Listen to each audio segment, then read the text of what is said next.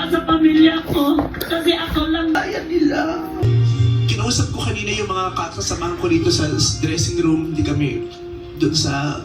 Kasi nung kinausap ko, nagkasundo kami, mag-aambag-ambag kami, at kayong lahat maghahati-hati sa 1 million pesos. Bukod kay Dishang, magbibigay kami mga host ng additional 1 million pesos, maghahati-hatian yung lahat para umuwi kayong may bitbit ngayong Pasko. Sa amin yun, kami ang maghahati-hati. Pamasko namin sa inyo. Kung ano man ang abutin nun, pag hinati-hati para sa inyo, Merry Christmas po. Nanalo ka ng 1 milyon, gamitin mo ito pagbago. Lahat namang dama namin ang bigat ng mga pinagdaanan ninyo.